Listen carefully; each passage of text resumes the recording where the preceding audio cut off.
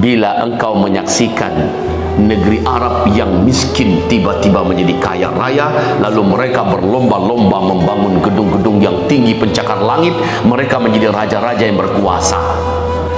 Dan sekarang Arab Saudi, sejak Muhammad bin Salman memegang urusan, maka Arab Saudi dirubahnya menjadi negeri liberal. Dulu ada negeri bersyariat, negara bersyariat, sekarang negeri liberal. Ratusan bioskop diresmikan di kota-kota besar di Arab Saudi. Ratusan bioskop.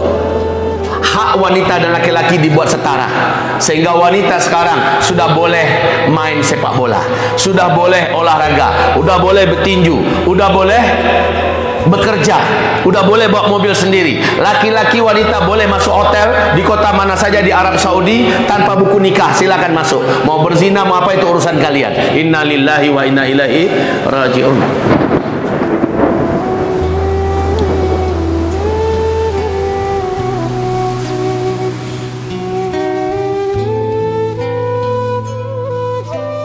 Anak para sahabat, yaitu kalangan tabi'in, mereka yakin jika tidak di generasi ayah-ayah kami, maka pasti di generasi kami.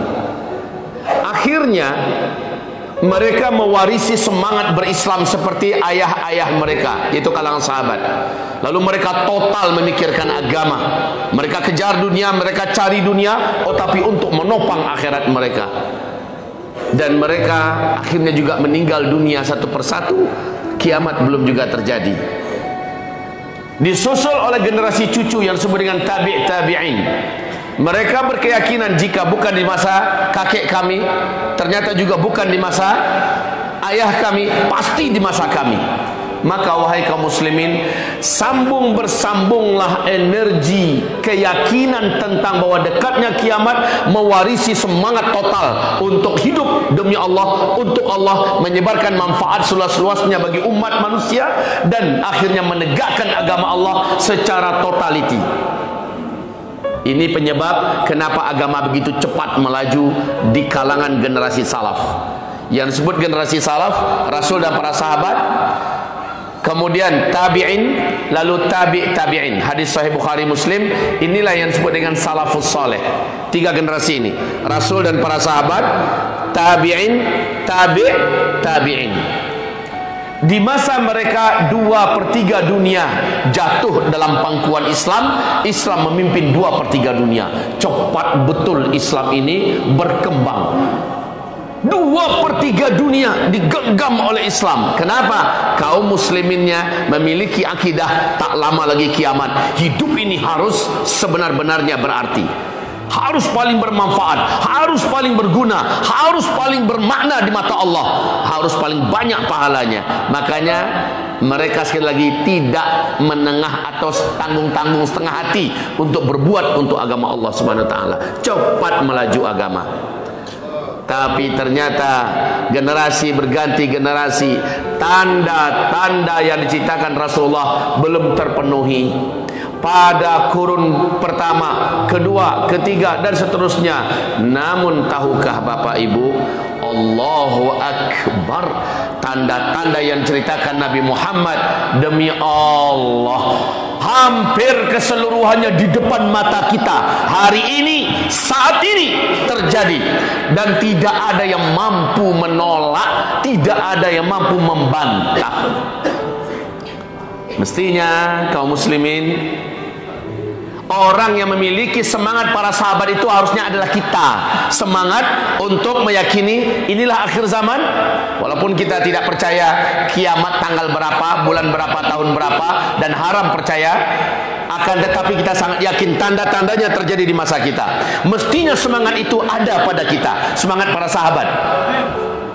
Sehingga salat kita adalah salat orang terbaik, puasa kita puasa orang yang terbaik, baca Quran kita baca Quran orang terbaik, infak wakaf sedekah kita infak wakaf orang yang terbaik. Begitulah seharusnya kita mewarisi semangat para sahabat, para tabi'in, tabi'in. Ibarat Allah yang kami muliakan. Kenapa demikian? Kenapa demikian Bapak Ibu? Karena Rasulullah ketika ditanya oleh malaikat Jibril yang menjelma dalam wujud manusia, tiba-tiba tampil saja ke tengah-tengah para sahabat. Tidak seorang pun sahabat yang kenal siapa laki-laki ini. Perawakannya bersih, tampan, jubahnya putih bersih, rambutnya ikal, hitam, bersih dan tersisir rapi.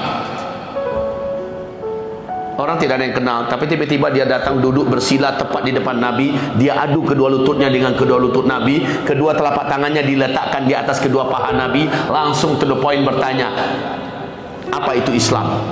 Dijawab oleh Nabi dengan rukun Islam yang 5. Setelah Nabi menjawab, bagus, jawaban engkau benar. Maka kata Umar bin Khattab, aneh kami melihat orang ini. Dia datang, dia bertanya, dijawab Nabi, dia membenarkan. Lalu dia bertanya lagi, apa itu iman? Nabi menjawab dengan rukun iman yang 6. Sekali lagi dia berkata, ini juga tepat. Lalu dia bertanya tentang apa itu ihsan. Dijawab oleh Nabi, apa itu ihsan. Terakhir dia bertanya, kapan kiamat? Nah, Nabi berkata, saya tak tahu. Waktu tepatnya saya tak tahu. Mungkin yang bertanya lebih tahu daripada saya. Mulai curiga para sahabat, ini bukan orang biasa. Mungkin yang bertanya lebih tahu daripada orang yang ditanya. Ternyata yang bertanya ini juga tidak tahu. Dia adalah malaikat Jibril ya. Terakhir dia bertanya, ada nggak tanda-tanda bahwa kiamat itu sudah sangat dekat, Muhammad? Nabi menjawab, ada. Apa itu? Nabi menjawab dalam hadis ini, bila engkau menyaksikan negeri Arab yang miskin tiba-tiba menjadi kaya raya, lalu mereka berlomba-lomba membangun gedung-gedung yang tinggi pencakar langit, mereka menjadi raja-raja yang berkuasa. Singkatnya begitu, Pak. Wahai kaum muslimin, bukankah yang dimaksud oleh Nabi itu zaman sekarang? Apa tidak? Sebelum minyak bumi ditemukan di Arab, Arab itu gersang. Namanya masih Jazirah Arab ketika itu. Gersang, tandus. Tapi ketika Arab sudah menemukan minyak bumi di dalamnya, mereka langsung berubah menjadi negara petrodolar. Lalu pecah menjadi 6 negara terkaya di dunia. Nomor 1 Qatar, nomor 2 Bahrain, nomor 3 Kuwait, nomor 4 Uni Emirat Arab, nomor 5 Arab Saudi, nomor 6 Oman. Lihat sekarang negeri Arab ini saling berlomba-lomba membangun dan mendirikan gedung-gedung tinggi pencakar langit. Ibarat Allah yang kami muliakan, setelah ini apakah kita akan mengatakan, Buya, kayaknya tak cukup bukti itu bahwa kita ini sudah di akhir zaman? Baik. Hadis berikutnya, Muadz bin Jabal diajak oleh Rasulullah ke sebuah daerah, nama daerah itu adalah Tabuk. Rasul berkata kepada Muadz bin Jabal, Muadz, lihat daerah ini baik-baik. Gersang, tandus, panas, membara. Nanti kalau daerah ini sudah dituruni salju, sudah dibungkus salju, wahai Muadz, maka jarak ubun-ubun engkau dengan kiamat sudah sangat dekat. Demi Allah, wahai Bapak, 2009 pertama kali salju jatuh di negeri Tabuk, tapi masih di bawah mata kaki. 2010 sudah sedikit di atas mata kaki. 2011 sudah sebetis dalamnya salju yang turun di Tabuk. Ini menjadikan Imam Masjidil Haram Syekh Saud Shuraim di hari Jumat berkhutbah mengatakan, apakah ada tanda yang lebih terang benderang wahai umat Nabi Muhammad tentang kita ini benar-benar di ujung zaman, melebihi Tabuk hari ini sudah dibungkus oleh salju. Sekarang Pak, Bu, salju di daerah Tabuk sudah sepinggang dalamnya. Mungkin masih ada yang mau membantah? Belum cukup, Bu ya, kami mau tambahan. Oke, saya kasih tambahan yang lain lagi.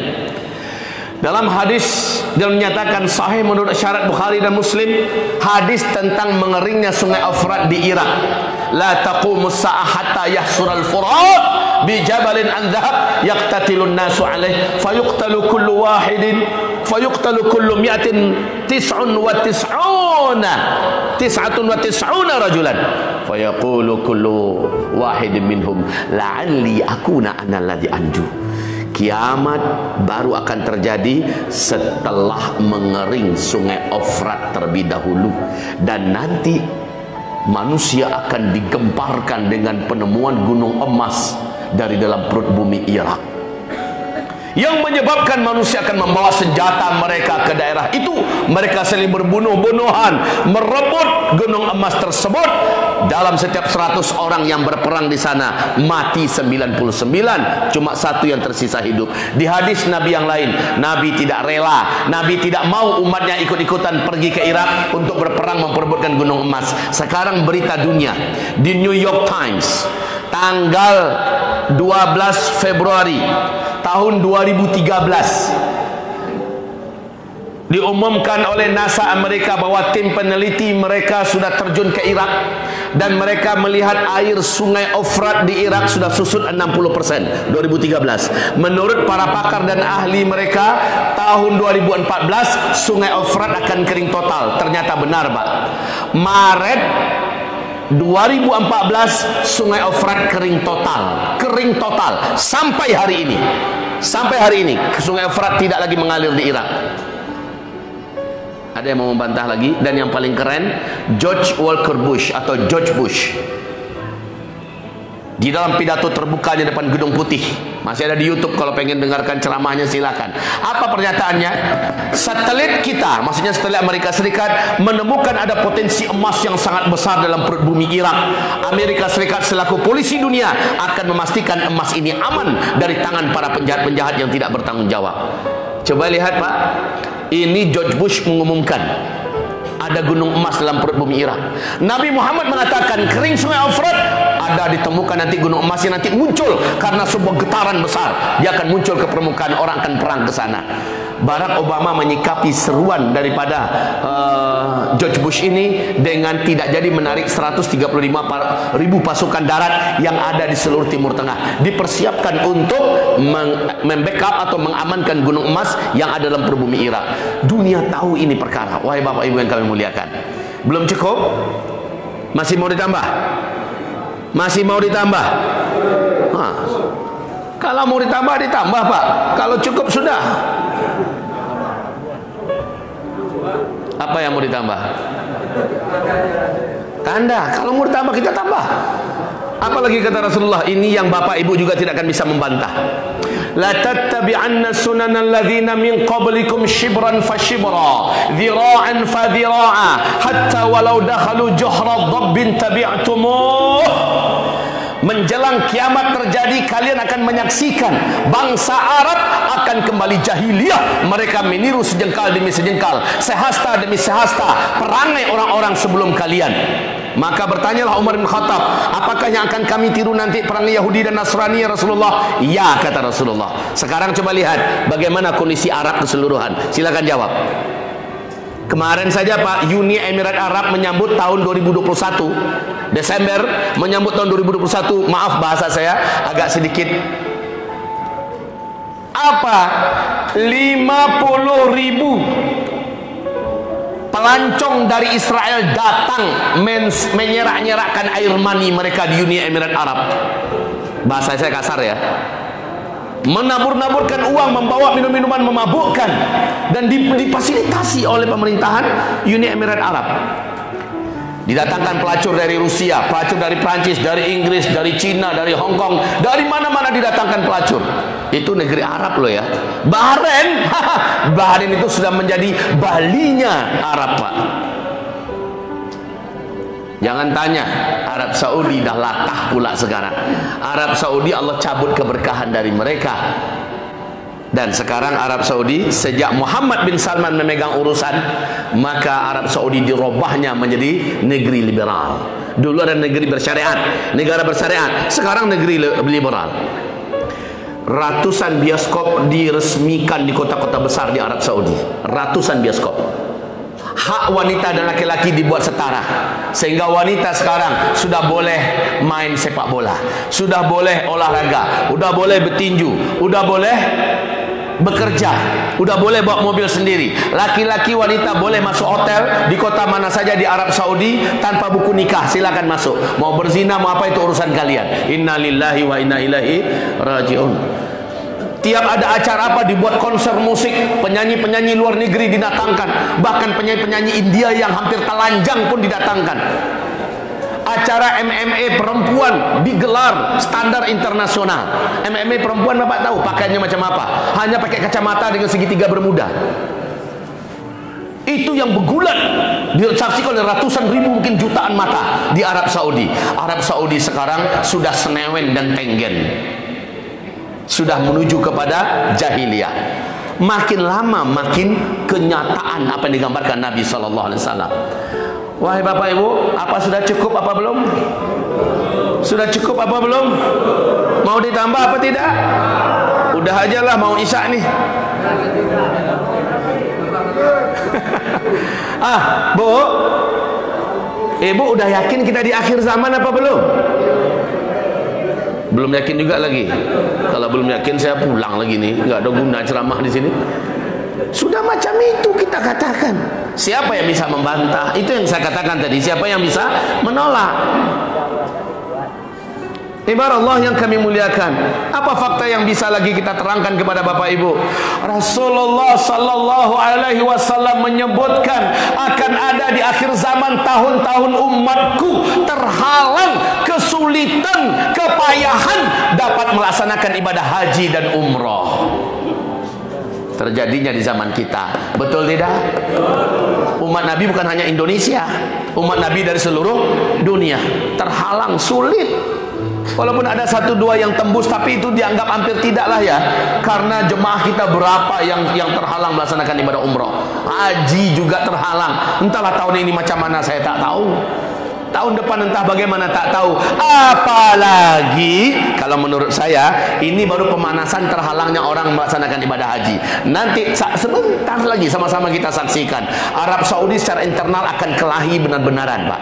Akan perang saudara untuk memperebutkan tampuk kekuasaan. Di situ nanti Arab Saudi ditambah dibuat kekacauan dari luar, dari pihak yang memusuhi Arab Saudi sudah lama, ribuan tahun, itu dari Iran. Dan ini Iran memakai Houthi, dan ini akan menjadikan Arab Saudi rawan untuk dimasuki. Bagi jamaah haji ini akan berbahaya buat mereka. Bagi umroh ini bahaya. Kalau sekarang penghalangnya adalah COVID-19, nanti penghalangnya adalah perang saudara dan perang dari luar. Ini membahayakan jamaah. Tiap-tiap negara pasti akan menghalangi rakyatnya, tidak boleh berangkat ke sana. Betul tidak?